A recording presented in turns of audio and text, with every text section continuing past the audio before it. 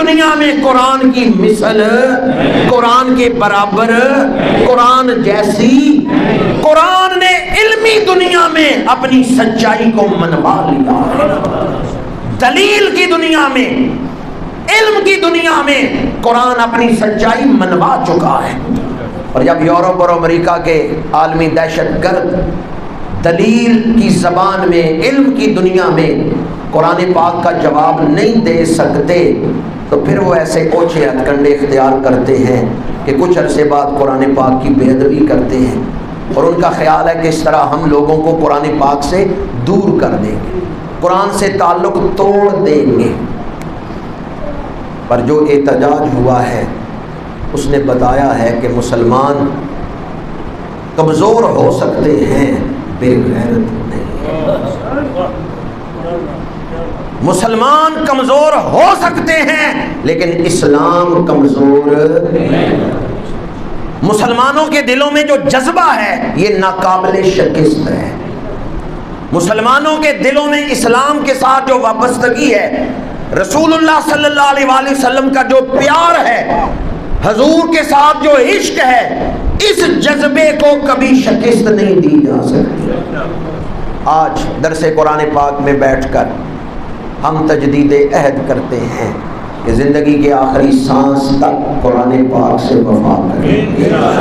ویسے پہلے بھی آپ وفادار ہی سارے بیٹھے ہوئے ہیں، تجدید عہد کر رہے ہیں، اپنی بخشش کے لیے مسجد کی زمین کو اپنے ایمان پہ گواہ بنا رہے ہیں۔ میں کہوں گا قرآن ہماری، آپ نے کہنا ہے جان ہے۔ قرآن ہماری جان ہے، قرآن ہماری۔ الصلاة والسلام على سيد الأنبياء والمرسلين وعلى آله الطيبين الطاهرين وأصحابه الراشدين المهديين، أما بعد فأعوذ بالله من الشيطان الرجيم، بسم الله الرحمن الرحيم، كلا إنها تذكرة فمن شاء ذكرها في صحف مكرمة مرفوعة مطهرة بأيدي سفرة كرام بررة، صدق الله مولانا العظيم، إن الله وملائكته يصلون على النبي يا أيها الذين آمنوا صلوا عليه وسلموا تسليما۔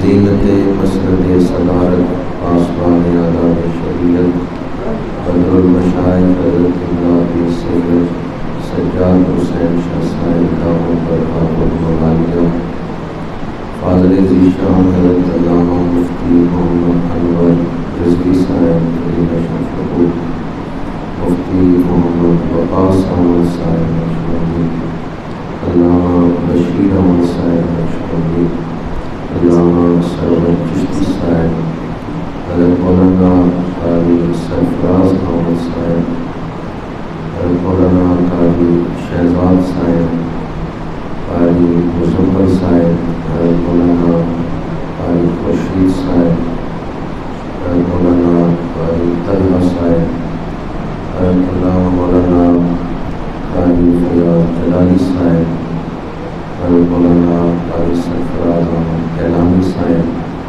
انتہائی والد التقیم صاحبزادہ شعیب احمد صاحب، جامعہ لاسانیہ اردو کی انتہائی واجب التکریم علماء کرام، مہمانان ذی وقار، برادران اسلام، حاضرین و سامعین، اللہ پاک نے ہمیں جو نعمتیں عطا فرمائی ہیں، درس قرآن پاک کی یہ محفل ان نعمتوں میں سے ایک نعمت ہے۔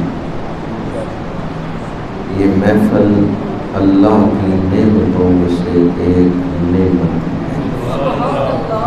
قرآن نعمت ہے تو درس قرآن بھی نعمت ہے۔ یہ محفل اس لیے منعقد کی گئی کہ آئیں قرآن سے جڑ جائیں۔ یہ محفل غفلت سے نکال کے قرآن سے جوڑتی ہے، اور قرآن کس سے جوڑتا ہے؟ جو قرآن سے جڑ جائے گا قرآن اسے اللہ اور اس کے رسول سے جوڑ دے گا۔ قرآن غفلت سے نکال لیتا ہے، قرآن دلوں کو چمکا دیتا ہے۔ ہیرے کی قدر یا بادشاہ جانتا ہے یا جوہری جانتا ہے۔ فارسی کا ایک قول ہے، قدر جوہر شاہ داند یا بداند جوہری، کہ ہیرے کی قدر عام آدمی نہیں جانتا۔ اگر کسی عام آدمی کو آپ ہیرا پکڑا دیں، عین ممکن ہے اسے کانچ کا ٹکڑا سمجھ کے، شیشے کا ایک ٹکڑا سمجھ کے پھینک دیں، لیکن اگر وہی ہیرا جوہری کے ہاتھ میں رکھیں گے وہ لاکھوں روپے دینے کو تیار ہو جائے گا۔ تو ہیرے کی قدر جوہری جانتا ہے۔ قرآن پاک کی حقیقی شانیں اصلاً تو وہ ذات ہی جانتی ہے جس کا یہ کلام ہے۔ قرآن پاک کی شان کیا ہے؟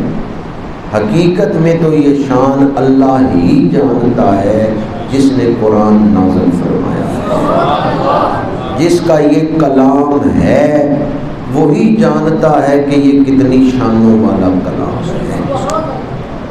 اللہ کے بعد اگر کوئی قرآن پاک کی شانوں کو صحیح معنوں میں کما حق ہو جانتے ہیں تو ہمارے آقا کریم صلی اللہ علیہ وسلم جانتے ہیں۔ جن کے سینہ پاک میں قرآن نازل ہوا ہے وہ قرآن کی وسعتوں کو، عظمتوں کو اور برکتوں کو صحیح معنوں میں کما حق ہو جانتے ہیں۔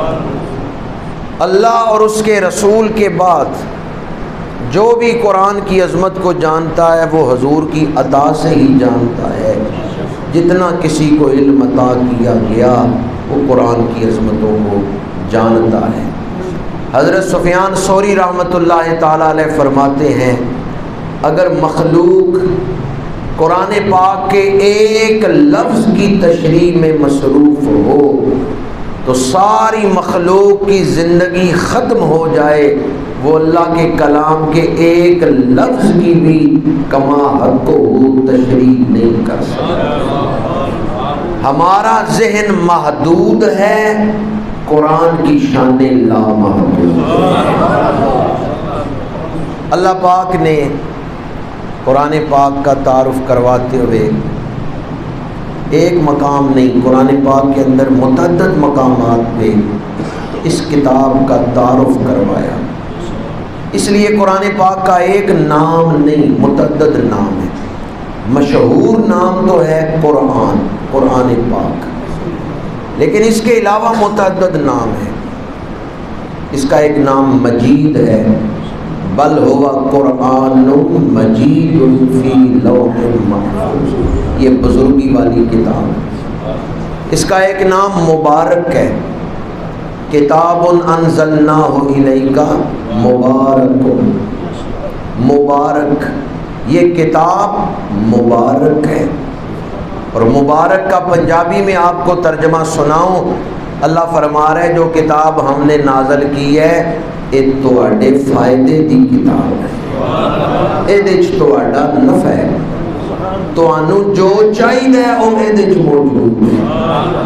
مبارکن، آپ کو سکون چاہیے قرآن میں سکون موجود ہے، آپ کو رہنمائی چاہیے قرآن رہنمائی کرتا ہے، آپ کو پاکیزگی چاہیے قرآن زندگی کو پاکیزہ بنا دیتا ہے۔ کتاب انزلناہ الیک مبارک، تو ایک نام ہے مبارک۔ اسی طرح اس کتاب کا ایک نام ہے شفا، وَنُنَزِّلُ مِنَ الْقُرْآنِ مَا هُوَ شِفَاءٌ وَرَحْمَةٌ لِّلْمُؤْمِنِينَ، یہ کتاب شفا بھی ہے، کتاب رحمت بھی ہے۔ اس کتاب کے ناموں میں سے ایک نام تبصرہ بھی ہے، ایک نام تذکرہ بھی ہے، ایک نام حکیم بھی ہے، یاسین والقرآن الحکیم، یہ حکمتوں سے بھری ہوئی کتاب ہے۔ جسے حکمت مل گئی اسے خیر کثیر مل گئی۔ یہ کتاب حکمتوں سے بھری ہوئی کتاب ہے، گویا یہ کتاب خیر کثیر تقسیم کر رہی ہے۔ اس کتاب کے ناموں میں سے ایک نام قرآن حکیم، یاسین والقرآن الحکیم۔ یہ کتاب کتاب ہدایت ہے، ذالک الکتاب لا ریب فیہ ھدی للمتقین، یہ متقین کے لیے ہدایت ہے۔ تو چند ایک نام میں نے آپ کے سامنے ذکر کی، ایک نام ذکر بھی ہے، انا نحن نزلنا الذکر وانا لہ لحافظون۔ کثرت اسماء کثرت فضائل پہ دلالت کرتے ہیں، اور یہ تو چند نام ہیں، ان کے علاوہ بھی قرآن پاک کے متعدد نام ہیں جو قرآن سے اور حدیث پاک سے ثابت ہیں۔ نعرہ تکبیر، نعرہ رسالت، نعرہ حیدری، نعرہ تحقیق، عظمت قرآن، عظمت قرآن۔ اس لیے علامہ اقبال نے فارسی زبان میں یہ بات لکھی ہے، فاش می گویم آنچ در دل مزمرست، این کتاب نیست چیز دیگر است۔ قرآن پاک کو محض عام کتابوں کی طرح ایک کتاب ہی نہ سمجھنا، یہ بہت بڑا خزانہ ہے۔ قرآن ایک طاقت کا نام ہے، زندگی کی زندگی کا نام قرآن ہے، انسان کو انسان بنانے والی کتاب کا نام قرآن ہے۔ کائنات کا راز قرآن کے اندر ہے، اور انسان کی کامیابی کی ضمانت قرآن کے پاس ہے۔ اس لیے اقبال نے کہا قرآن کو محض عام کتابوں کی طرح ایک کتاب ہی نہ سمجھنا، قرآن بہت بڑا خزانہ ہے، ایک طاقت کا نام ہے قرآن۔ قرآن ہارے ہوئے لوگوں کو جتوا سکتا ہے، قرآن گرے ہوئے لوگوں کو اٹھا سکتا ہے، قرآن مایوس لوگوں کو مایوسی سے نکال کر زندگی گزارنے کا ڈھنگ سکھا دیتا ہے، قرآن پتھر تراش کے ہیرے بنا دیتا ہے۔ کوئی ستارہ اتنا روشن نہیں جتنے روشن قرآن کے لفظ ہیں، اور کوئی شکر اتنی مٹھاس نہیں رکھتی جتنے میٹھے قرآن کے لفظ ہیں، اور کوئی ہیرا اتنا قیمتی نہیں جتنے قیمتی قرآن کے لفظ ہیں۔ قرآن کے لفظ کانوں کے ذریعے دل تک پہنچتے ہیں تو دل کو ٹھنڈ پڑ جاتی ہے۔ آپ کی سبحان اللہ سے پتہ چل رہا ہے کس کس کو ٹھنڈ پڑ رہی ہے۔ عظمت قرآن، عظمت قرآن، تاجدار ختم نبوت۔ ہمارے آقا کریم آخری نبی ہیں، اور قرآن اللہ کی آخری کتاب ہے۔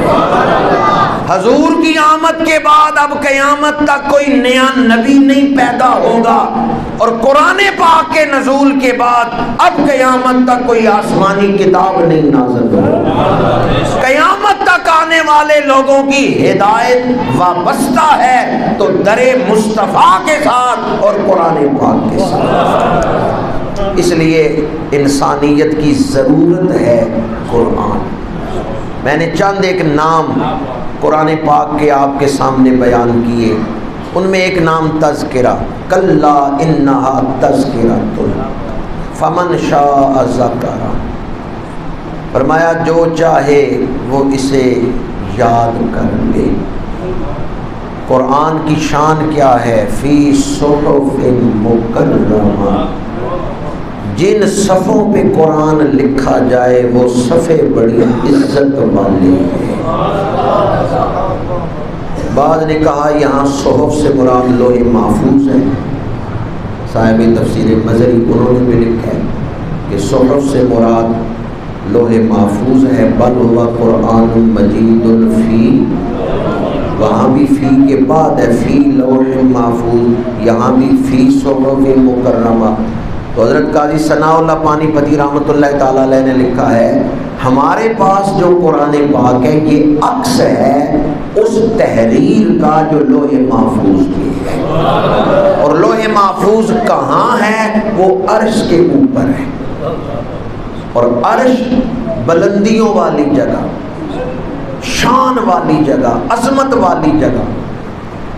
ایک اور مقام پہ فرمایا فی کتاب مکنون، مکنون، ہیرے کو رکھا گیا چھوٹی ڈبیا میں، ڈبیا کو رکھا زیور والے بکس میں، اس بکس کو رکھا صندوق میں، تو پھر ہیرے کو کتنے پردوں میں چھپا کے رکھا ہے۔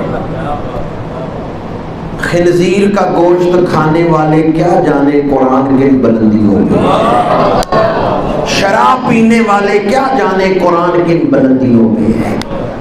امریکہ میں، یورپ میں 60% بچے بغیر باپ کے، یعنی نکاح کے بغیر، شناختی کارڈ میں باپ کا نام نہیں لکھا جاتا، ماں بتا نہیں سکتی اس بچے کا باپ کون، وہ کیا جانے قرآن کی بلندیوں۔ جہاں خوراک ہے تو خنزیر کا گوشت اور شراب، جہاں معیشت ہے تو سودی نظام، اور جہاں رشتے ہیں تو پلید رشتوں سے 60% بچے معاشرے میں پیدا ہوتے ہیں۔ انہیں کیا پتا فی صحف مکرمہ مرفوعۃ مطہرہ، قرآن پاک جن بلندیوں پہ ہے وہاں تو کوئی فرشتہ نہیں پر مار سکتا۔ وہ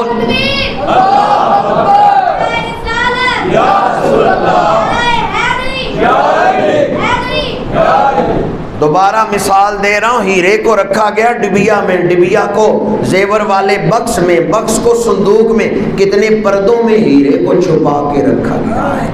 ہمارے پاس جو قرآن پاک ہے یہ عکس ہے اس تحریر کا جو لوح محفوظ میں ہے، فی صحف مکرمہ۔ دوسری تفسیر، صحابہ نے جن صفوں پہ قرآن لکھا، کپڑے کے ٹکڑوں پہ قرآن لکھا، درخت کی چھالوں پہ لکھا، جہاں قرآن لکھا وہ جگہ شان والی ہے۔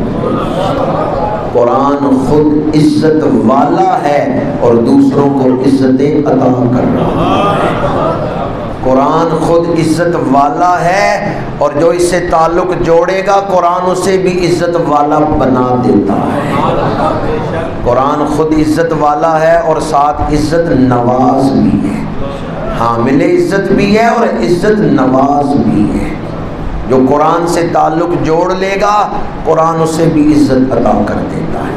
کیا خیال ہے، ایک ہی فیکٹری سے کاغذ نکلا، کچھ کاغذ قرآن چھاپنے والی کمپنی نے لے لیا، کچھ کاغذ ریاضی کی کتاب چھاپنے والے ادارے نے لے لیا، اب ایک کاغذ پہ ریاضی کی کتاب چھپ گئی، دوسرے کاغذ پہ قرآن پاک، دونوں کی قیمت ایک جیسی ہے، تقدس ایک جیسا ہے۔ جس صفحے پہ قرآن لکھا گیا اب اسے بے وضو نہیں چھو سکتا۔ مرفوعۃ مطہرہ، اللہ کے نزدیک یہ بڑی بلند شان والا ہے، رفعت والا ہے، بلندی والا ہے، مطہرہ، کوئی پلید اسے ہاتھ نہیں لگا سکتا۔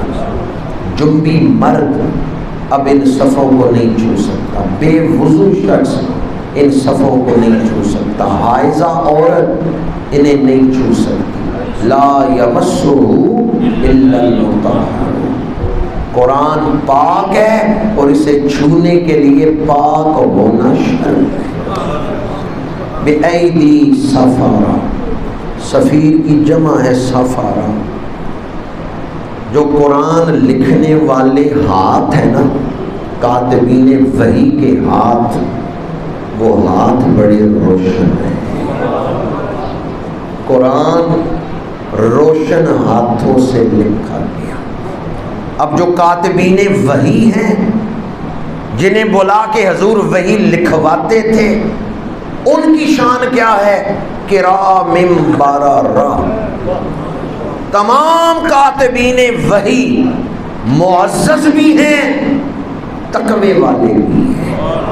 کرام بررہ، جس کو کاتبین وحی میں شامل ہونا نصیب ہوا، شرف مل گیا کہ اللہ کے رسول نے ان سے وحی کتابت کروائی، وحی لکھوائی ہے، وہ سارے متقی ہیں اور وہ سارے عزت والے ہیں۔ یہ گواہی خود اللہ کا کلام دے رہا ہے۔ جس کا نام آ گیا نا کاتبین وحی میں، اس کی عزت، ویسے تو تمام صحابہ کا ادب واجب ہے، لیکن جو کاتبین وحی میں ہیں ان کا خاص ادب واجب ہے۔ ان کے تقویٰ کی اور عزت کی گواہی خود قرآن دے رہا ہے۔ زیادہ تشریح میں نہیں جا رہا، مسئلہ آپ کو یاد رہے گا۔ اگر کسی نے صحابہ کی بے ادبی کی، بالخصوص کچھ ایسی ہستیاں جو کاتبین وحی میں ہیں اور لوگ ان کی بے ادبی کر رہے ہیں، تو آپ انہیں یہ مقام سنائیں قرآن پاک کا، کرام بررہ بِأَيْدِي سَفَرَةٍ کرام بررہ، کہ وہ جو وحی لکھنے والے ہاتھ ہیں، وہ ہاتھ کن لوگوں کے ہیں؟ کرام بررہ، وہ معزز بھی ہیں، وہ نیک بھی ہیں۔ شیخ عبدالحق محدث دہلوی رحمۃ اللہ تعالیٰ علیہ نے فرمایا، جب وحی نازل ہوتی حضور بلاتے حضرت عثمان غنی رضی اللہ عنہ، وہ موجود نہیں ہیں حضرت مولا علی شریف، یہ دونوں ہستیاں موجود نہیں ہیں، حضرت زید بن ثابت وہ بھی حاضر نہیں ہیں، حضرت ابی بن کعب۔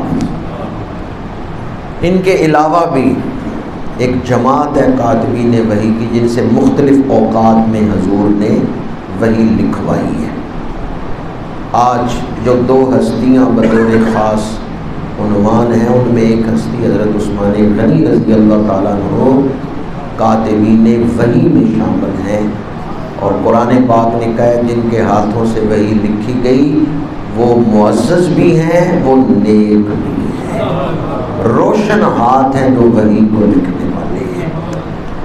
قرآن پاک کی عظمت کے حوالے سے، بالخصوص اس کے تقدس کے حوالے سے میں نے یہ مقام آپ کے سامنے تلاوت کیا، فی صحف مکرمہ۔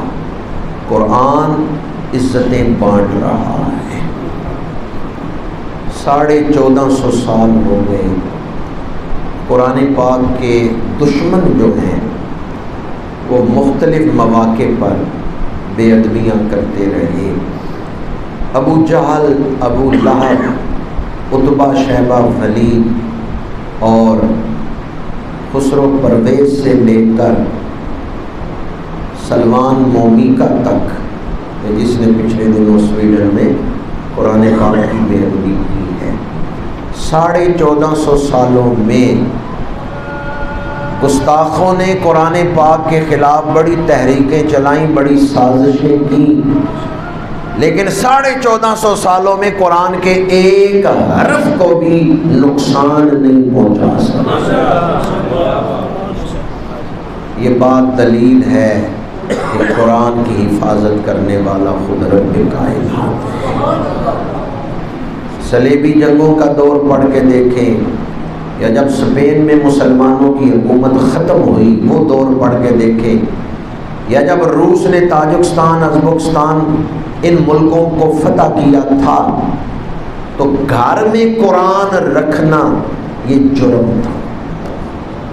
جس گھر سے قرآن پاک کا نسخہ ملتا گھر والوں کو قید کرتے تھے۔ اسپین میں بھی یہ دور گزرا ہے کہ گھر میں قرآن رکھنا جرم تھا، اور تاجکستان، ازبکستان میں بھی یہ دور گزرا ہے۔ قرآن پاک کی تلاوت پر قانوناً پابندی لگا دی گئی تھی، بڑی تحریکیں اٹھی قرآن کے خلاف، سازشیں کی گئی، صلیبی جنگوں میں قانون بنائے گئے قرآن پاک کے خلاف، لیکن 1450 سالوں کے بعد بھی قرآن اپنی اصل شکل میں موجود ہے۔ اور آج بھی دنیا میں سب سے زیادہ پڑھی جانے والی کتاب قرآن پاک. دنیا میں قرآن پاک سے زیادہ عظمت والی کوئی کتاب نہیں. دنیا میں اس وقت جتنی کتابیں ہیں سب سے افضل کتاب، سب سے اعلیٰ کتاب، سب سے بلند مرتبہ کتاب، سب سے رفیع الدرجات کتاب، سب سے زیادہ برکت والی کتاب، سب سے زیادہ پاک کتاب ہے تو صرف قرآن پاک ہے. کوئی کتاب دنیا میں قرآن کی مثل، قرآن کے برابر، قرآن جیسی. قرآن نے علمی دنیا میں اپنی سچائی کو منوا لیا ہے. دلیل کی دنیا میں، علم کی دنیا میں قرآن اپنی سچائی منوا چکا ہے. اور جب یورپ اور امریکہ کے عالمی دہشت گرد دلیل کی زبان میں، علم کی دنیا میں قرآن پاک کا جواب نہیں دے سکتے تو پھر وہ ایسے اوچھے ہتھ کنڈے اختیار کرتے ہیں کہ کچھ عرصے بعد قرآن پاک کی بے ادبی کرتے ہیں، اور ان کا خیال ہے کہ اس طرح ہم لوگوں کو قرآن پاک سے دور کر دیں گے، قرآن سے تعلق توڑ دیں گے. پر جو احتجاج ہوا ہے اس نے بتایا ہے کہ مسلمان کمزور ہو سکتے ہیں، بے غیرت نہیں. مسلمان کمزور ہو سکتے ہیں لیکن اسلام کمزور نہیں. مسلمانوں کے دلوں میں جو جذبہ ہے یہ ناقابل شکست ہے. مسلمانوں کے دلوں میں اسلام کے ساتھ جو وابستگی ہے، رسول اللہ صلی اللہ علیہ وآلہ وسلم کا جو پیار ہے، حضور کے ساتھ جو عشق ہے، اس جذبے کو کبھی شکست نہیں دی جا سکتی. آج درس قرآن پاک میں بیٹھ کر ہم تجدید عہد کرتے ہیں کہ زندگی کے آخری سانس تک قرآن پاک سے وفا کریں گے. ویسے پہلے بھی آپ وفادار ہی سارے بیٹھے ہوئے ہیں، تجدید عہد کر رہے ہیں، اپنی بخشش کے لیے مسجد کی زمین کو اپنے ایمان پہ گواہ بنا رہے ہیں. میں کہوں گا قرآن ہماری، آپ نے کہنا ہے جان ہے. قرآن ہماری جان ہے، قرآن ہماری جان ہے. یہ کسے ہم سنا رہے ہیں؟ اللہ تو دل کی دھڑکنیں بھی جانتا ہے. یہ کسے ہم سنا رہے ہیں؟ آپ آواز نہ بھی بلند کریں، مدینے والے آقا تو آپ کے دلوں کے جذبات کو جانتے ہیں. پھر میں کیوں کہہ رہا ہوں کہ یک زباں ہو کر آواز بلند کر کے کہیں؟ ایک تو اس کا مطلب یہ ہے کہ دنیا تک یہ پیغام پہنچ جائے. آج بھی مسلمان عمل کی دنیا میں کتنا ہی کمزور کیوں نہ ہو، آج کا مسلمان بھی قرآن سے وفا کرنے والا ہے. قرآن ہماری، اور نئی نسل کے سامنے ہم یہ واضح کرنا چاہتے ہیں کہیں ایسا نہ ہو یہ قرآن پاک کو عام کتاب سمجھ لے. جب فلسطین پہ پہلی دفعہ یہ اسرائیل نے قبضہ کیا نا کچھ علاقے پہ 1948 میں، تو اس کے بعد بڑی قراردادیں پیش ہوتی تھیں، کانفرنسیں ہوتی تھیں کہ اسرائیل سے فلسطین آزاد کروایا جائے، آزاد قراردادیں پیش ہوتی، کانفرنسیں ہوتی. لیکن اب آہستہ آہستہ مسلمانوں نے تسلیم کر لی ہے ہم اسرائیل کا مقابلہ نہیں کر سکتے. پہلے کشمیر کے حوالے سے ہم بڑے جذباتی تھے کہ بس کشمیر آزاد ہونے لگا ہے. اب ہم آواز بھی نہیں اٹھاتے، نام ہی لیتے. اب ذہنی طور پہ تسلیم کر لیا ہم نے کہ ہم کشمیر کے لیے کام نہیں کر سکتے. یہ تھوڑے عرصے بعد وہ جو بے ادبی کرتے ہیں نا قرآن پاک کی، وہ چیک کرنے کے لیے کتنے رہ گئے ہیں جو جوشیلے ہیں، کتنے ہیں جو ٹھنڈے ہو گئے ہیں. اب وہ بڑے مطمئن ہیں، ان کو یہ پتا چل گیا پینٹ شرٹ پہننے والے جو ہیں نا مسلمان وہ ٹھنڈے ہو گئے ہیں، وہ نہیں قرآن کے حق میں آواز اٹھاتے.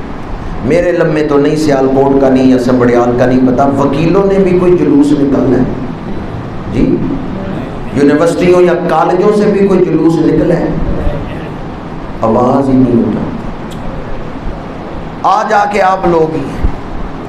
اس لیے وہ مطمئن ہیں. تھوڑے عرصے بعد وہ چیک کرتے ہیں کتنے فیصد ٹھنڈے ہو گئے ہیں، کتنے فیصد جوشیلے رہ گئے. اور آہستہ آہستہ وہ اس مقام پہ لانا چاہتے ہیں کہ یہ جو نئی نسل ہے یہ قرآن پاک کو بھی عام کتابوں کی طرح ایک کتاب سمجھتے ہیں۔ قرآن ہمارا ایمان ہے، قرآن پاک کے خلاف اگر کوئی گھٹیا لفظ بولے تو یہ بہت بڑی گستاخی ہے۔ مومیکا نے تو حد کر دی ہے، انتہا کر دی ہے گستاخی کی، اس نے تو قرآن کے ورقوں کو آگ لگائی۔ اس موقع پر بھی ہم سوچ سوچ کے آواز بلند کریں، اگر انہیں آزادی ہے کہ وہ اپنی مرضی سے قدم اٹھا سکتے ہیں تو ہمیں آزادی کیوں نہیں ہے؟ ہم بھی اپنی آزادی سے ہی آواز بلند کرتے ہیں۔ ہمیں اگر سب سے زیادہ پیار ہے تو مدینے والے آقا سے پیار ہے، ہمیں رسول اللہ سے بڑھ کے دنیا کی کوئی چیز پیاری نہیں ہے۔ غلامی رسول میں موت بھی، قرآن ہماری، قرآن ہماری۔ الحمدللہ ہم قرآن پاک کے حوالے سے یہ آواز تو بلند کرتے ہیں، لیکن اپنے عمل کو بھی دیکھ لیں کہ قرآن پاک کے ساتھ ہماری وابستگی کیسی ہے۔ یہ بات میں نے ابھی تک جو گفتگو کی ان غیر مسلموں کو سامنے رکھتے ہوئے، لیکن ہم اپنے معاشرے میں، مسلمان معاشرے میں دیکھیں کہ ہم قرآن کے ساتھ کیا سلوک کر رہے ہیں۔ آج ہم ارادہ کرتے ہیں انشاءاللہ روزانہ قرآن پاک کی تلاوت کریں گے، اس میں ہمارا ہی فائدہ ہے۔ قرآن پاک کو عام کریں، خود جڑ جائیں قرآن پاک کے ساتھ، اپنی اولادوں کو قرآن پڑھائیں۔ مجمع الزوائد میں ہے جس نے اپنی اولاد کو، ایک بیٹے کو ناظرہ قرآن پڑھایا، اللہ والدین کے تمام زندگی کے صغیرہ گناہوں کو معاف فرما دیا۔ صرف ناظرہ قرآن پڑھانے پہ زندگی بھر کے صغیرہ گناہ معاف ہو جاتے ہیں۔ اور حفظ کرنا کتنی بڑی سعادت ہے، یہ روایت آپ نے 12 مرتبہ سنی ہوگی کہ حفظ بیٹا کر رہا ہے، تاج والدین کو قیامت کے دن بنایا جائے گا۔ انہوں نے قرآن پاک کو جلایا، بے ادبی کی، 2 ارب مسلمانوں کی تذلیل کی ہے۔ دنیا میں اس وقت یہودی کتنے ہیں؟ 2.25 کروڑ، 16 ملین ہیں، 2.25 کروڑ یہودی ہیں۔ پر یہودیوں کے خلاف کوئی ہولوکاسٹ پر تقریر نہیں کر سکتا۔ یورپ میں، امریکہ میں قانون ہے، ہولوکاسٹ پر تقریر کرنا جرم ہے۔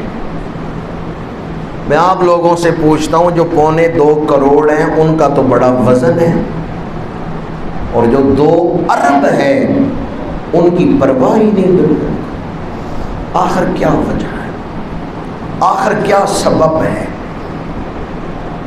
کلمہ گو جو ہے نا اس وقت وہ 2 ارب ہیں، 57 سے زیادہ اسلامی ملک ہیں، یہودی صرف 2.25 کروڑ ہیں۔ ہٹلر نے جب یہودی مارے تھے وہ واقعہ، ہولوکاسٹ کا واقعہ، اس پر تقریر نہیں آپ کر سکتے یورپ میں، امریکہ میں۔ اگر کوئی کرے گا تو وہ قید ہوگا، اس کو سزا ملے گی۔ جو 2.25 کروڑ ہیں ان کا اتنا وزن ہے، جو 2 ارب ہیں ان کا کوئی وزن ہی نہیں۔ عدالت میں شخص نے درخواست دی کہ میں نے مسجد کے دروازے پہ قرآن پاک کو آگ لگانی ہے۔ سویڈن کی بڑی عدالتوں نے اجازت نہیں دی، ایک سیشن عدالت نے اجازت دی ہے، 3 مہینے کیس اس نے لڑا، اجازت مل گئی۔ مسجد انتظامیہ کو پتہ چل گیا، وہاں جو خطیب ہے نا ڈاکٹر محمود خلفی، وہ مسجد انتظامیہ کو لے کے عدالت میں گئے۔ انہوں نے کیس کیا کہ قرآن پاک کو جلانے والی اجازت واپس لی جائے، یہ فیصلہ واپس لیا جائے۔ جج نہیں مانا، اس نے مسلمانوں کی درخواست مسترد کر دی۔ اس کے بعد ڈاکٹر محمود خلفی نے دوبارہ کیس کیا کہ چلو تم اجازت کو تو منسوخ نہیں کرتے، جگہ تبدیل کر لو، مسجد کے دروازے پہ نہ جلاؤ، جگہ تبدیل کر لو، اتنا حق تو بنتا تھا۔ لیکن جج نے یہ دوسری درخواست بھی ریجیکٹ کر دی۔ اس نے کہا مومیکا کو ہم نے اجازت دی ہے مسجد کے دروازے پہ آگ لگانے کی، وہاں ہی وہ آگ لگائے، جگہ بھی نہیں تبدیل کی۔ 2 ارب کلمہ گو جو ہیں ان کی تذلیل کی گئی کہ ان کا کوئی وزن نہیں، ان کی کوئی پرواہ نہیں۔ آج ہمیں سوچنا ہوگا کہ کیا سبب ہے۔ سویڈن کی کتنی ایپس ہیں جو موبائل میں آپ لوگ چلا رہے ہیں، ریسرچ کریں کہ ہم موبائل چلا کے سویڈن کو کتنا فائدہ پہنچا رہے ہیں۔ والوو گاڑیاں دنیا میں چل رہی ہیں، یہ سویڈن کی ہیں۔ ہم تو چلے غریب ملک ہے، سعودی عرب غریب ہے، ابو ظبی غریب ہے۔ ابو ظبی کا فالتو پیسہ جو یورپ میں پڑا ہوا ہے نا، وہ پاکستان کے قرضے سے زیادہ ہے۔ ابو ظبی دنیا کا امیر ترین ملک ہے۔ ابو ظبی کا وہ پیسہ جو اس کو ضرورت ہی نہیں، حساب میں نہیں، ویسے ہی پڑا ہوا ہے یورپ کے بینکوں میں، وہ اتنا ہے کہ پاکستان کے قرضے سے وہ زیادہ ہے۔ وہ امیر ملک کیوں نہیں آواز اٹھا رہے؟ ہم تو چلے غریب ملک ہیں۔ آواز اٹھائی ہے تو ترکی نے یا مراکش نے، عراق نے، پاکستان نے، ان چند ملکوں نے آواز اٹھائی۔ وہ امیر ملک کیوں نہیں آواز اٹھا رہے؟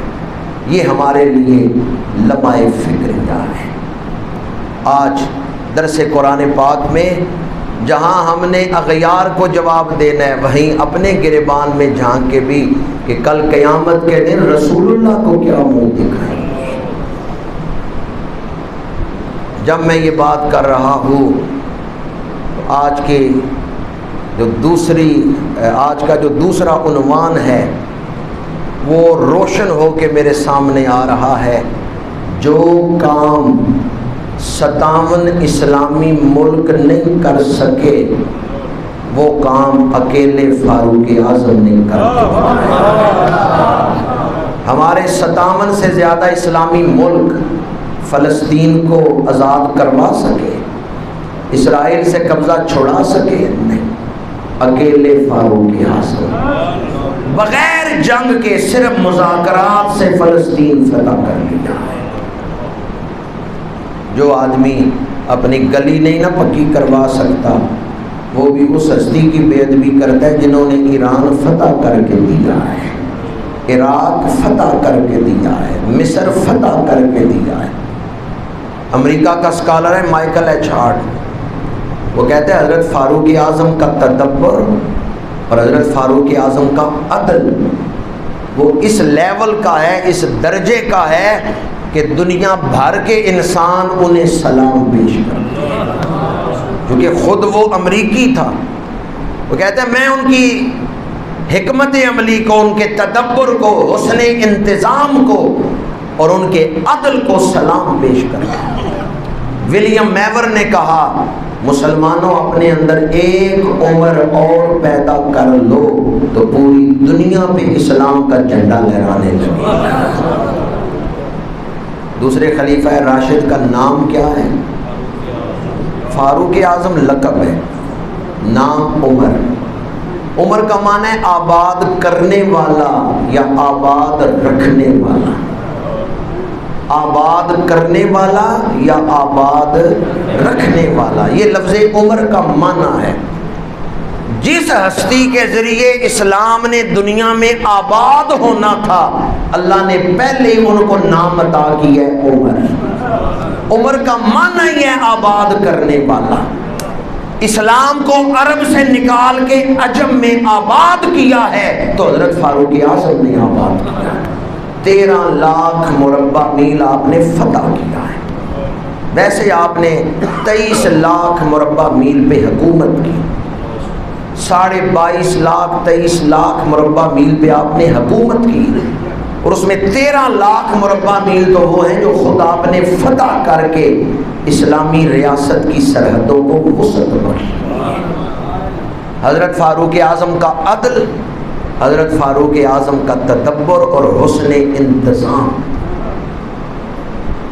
آپ کی عظمت تو اس درجے کی ہے۔ سورۃ فاتحہ اہدنا الصراط المستقیم صراط الذین انعمت علیہم، ہم نماز میں دعا مانگتے ہیں یا اللہ انعام یافتہ بندوں کے راستے پر چلا۔ حضرت قاضی ثناء اللہ پانی پتی رحمۃ اللہ تعالیٰ علیہ اور بہت سارے مفسرین نے لکھا ہے یہ انعام یافتہ بندے کون ہیں؟ اللہ کے رسول نے خود فرمایا ما انا علیہ و اصحابی، یہ جامع ترمذی کی حدیث پاک ہے۔ میرے آقا کریم نے فرمایا میری امت میں 73 فرقے ہوں گے 72 دوزخی ہوں گے، 1 جنتی ہوگا۔ یا رسول اللہ صلی اللہ علیہ وسلم وہ جنتی فرقہ کون سا ہوگا، وہ جنتی جماعت کون سی ہوگی؟ فرمایا ما انا علیہ و اصحابی، اہل سنت و جماعت، یہ ہمارا نام ہے، اہل سنت و جماعت۔ ما انا علیہ یہ ہو گیا سنت، و اصحابی یہ ہو گیا جماعت۔ جماعت سے مراد ہے جماعت صحابہ، جماعت سے مراد کیا ہے؟ جماعت صحابہ۔ حضرت قاضی ثناء اللہ پانی پتی رحمۃ اللہ علیہ نے سنن ترمذی کی یہ حدیث پاک نقل کر کے پھر آگے دوسری حدیث پاک علیکم بسنتی سنت الخلفاء الراشدین، صاحب تفسیر مظہری نے لکھا ہے نماز میں ہم دعا مانگتے ہیں یا اللہ اپنے نبی کے راستے پہ چلا، ابو بکر و عمر کے راستے پر چلا، صراط الذین انعمت علیہم، یا اللہ ابو بکر و عمر کے راستے پہ چلا، حضرت عثمان غنی اور مولا علی کے راستے پہ چلا، خلفائے راشدین کے راستے پہ چلا۔ بالخصوص آپ نے 2 دفعہ شیخین کریمین کا الگ سے ذکر کر کے لکھا ہے کہ نماز میں ہم دعا مانگتے ہیں یا اللہ ہمیں ابو بکر و عمر کے راستے پر چلا۔ آپ کا راستہ سند یافتہ راستہ ہے۔ عظمت تو یہ ہے کہ جن کا راستہ ہم نماز میں مانگتے ہیں وہ اللہ کے رسول ہیں اور رسول کے صحابہ ہیں۔ اور آپ کی سیرت کیا ہے، گفتگو کو سمیٹ رہا ہوں۔ آج کسی کو تھوڑا سا اختیار مل جائے تو اس کے ناز نخرے برداشت نہیں ہوتے یا سیرت بگڑ جاتی ہے۔ حضرت فاروق اعظم رضی اللہ تعالیٰ عنہ فرماتے ہیں مجھے 3 چیزیں پسند ہیں۔ کتنی چیزیں؟ امر بالمعروف، نیکی کا حکم دینا، نہی عن المنکر، برائی سے روکنا، تیسری چیز پرانے کپڑے پہننا۔ نیکی کا حکم دینا آپ بھی دیتے ہیں، برائی سے روکنا آپ بھی اپنے سامنے برائی دیکھے تو روکتے ہیں۔ نیکی کا حکم دینا، برائی سے روکنا، اور تیسری چیز فرمایا مجھے پسند ہے پرانے کپڑے پہننا۔ جب آپ نے فلسطین فتح کیا 14 پیبند قمیص کو لگے، کاندھے سے قمیص پھٹی ہوئی تھی۔ وہاں جو مسلمان جرنیل تھے، سپہ سالار تھے، نیا سوٹ لے کے آئے۔ حضرت فاروق اعظم نے فرمایا مجھے وہ عزت کافی ہے جو اللہ اور اس کے رسول۔ حضرت سیدنا فاروق اعظم رضی اللہ تعالی عنہ آپ اینٹ کا سرہانہ رکھ کے آرام فرما ہے۔ روم کا ایک قاصد آیا تھا، کیسر روم کا ایک قاصد، اس نے آپ کو دیکھا کہ کوڑا ساتھ پڑا ہوا ہے اور آپ اینٹ کا سرہانہ لے کے زمین پہ آرام فرما ہے، نیچے کوئی مخملی بچھونا نہیں ہے، مٹی پہ لیٹے ہوئے ہیں، آرام فرما رہے ہیں، کیلولہ کر رہے ہیں، اور اینٹ کا سرہانہ ہے۔ ایران سے کچھ مہمان آئے، انہوں نے کہا ہم نے کل ناشتہ آپ کے ساتھ کرنا ہے، تو آپ نے فرمایا میرے ساتھ ناشتہ نہیں کر سکو گے؟ انہوں نے کہا نہیں آپ کے ساتھ کریں گے، جو آپ کھائیں گے وہی ہم کھائیں گے۔ تو آپ رات کے بچے ہوئے ٹکڑوں سے ناشتہ کریں۔ دوسرے دن جب دسترخوان پہ رات کے بچے ہوئے ٹکڑے رکھے گے نا، وہ ذرا سخت ہو چکے تھے، جو شاہی مہمان تھے ان کے لیے تو کھانا مشکل تھا، امیر المومنین کا تو معمول تھا۔ وہاں جو خدمت پہ کچھ صحابہ تھے انہوں نے یہ بات نوٹ کی کہ ایرانی جو مہمان آئے ہیں نا، انہوں نے وہ ناشتہ پسند نہیں کیا۔ تو ان صحابہ نے حضرت مولا علی شیر خدا سے عرض کیا کہ آپ حضرت فاروق اعظم رضی اللہ تعالیٰ عنہ کی خدمت میں یہ گزارش کریں، ان کو بھی ضرورت ہے، وہ بھی ناشتہ بدل لیں، یہ رات کے خشک ٹکڑے نہ کھایا کریں۔ حضرت مولا علی شیر خدا بڑے قریب تھے حضرت سیدنا فاروق اعظم کے، باہم بڑی محبت تھی، لیکن اس کے باوجود حضرت علی شیر خدا نے فرمایا یہ بات اگر تم کروانا چاہتے ہو تو زیادہ مناسب ہے ام المومنین حضرت عائشہ صدیقہ کی خدمت میں۔ خود مولا علی نے ام المومنین سے کہا، ام المومنین نے پھر حضرت سیدنا فاروق اعظم سے فرمایا، تو حضرت فاروق اعظم رونے لگے، اشکوں کی برسات لگ گئی، کچھ دیر روتے رہے اور پھر فرمایا کہ ام المومنین آپ بتائیں رسول اللہ کو کیا پسند ہے؟ کیا حضور کا اسوہ حسنہ میرے لیے کافی نہیں ہے؟ اور آپ کا اسوہ حسنہ کیا تھا؟ کل جہاں ملک اور جو بھی ہوتی نظام اس شکم کی کنات پہ اختیار ہو، 22.5 لاکھ مربع میل پہ حکومت ہو، ملکوں پہ ملک فتح ہو رہے ہوں، اور سادگی کا یہ حال ہو کہ پھٹا ہوا لباس پہنا ہو، اینٹ کا سرہانہ ہو، رات کے بچے ہوئے ٹکڑے کھا رہے ہوں۔ انہوں نے حکومت کو دنیا داری سمجھ کے نہیں اختیار کیا، انہوں نے حکومت کو اپنی ذمہ داری سمجھ کی۔ امت مسلمہ کو سنبھالنا یہ ذمہ داری ہے کہ رب کی بارگاہ میں اس کا جواب دینا ہے۔ اور حضرت فاروق اعظم کا جسم دنیا میں رہتا تھا، دل حشر کے میدان میں رہتا۔ ایک دن آپ کے سامنے یہ آیت مبارکہ پڑھی گئی، وَإِذَا الصُّحُفُ نُشِرَتْ، آپ بے ہوش ہو گئے۔ آیت ہم بھی سنتے ہیں، ہمیں تو اس کا وہ اثر نہیں ہوتا۔ آپ کی کیفیت کیا تھی، حال کیا تھی؟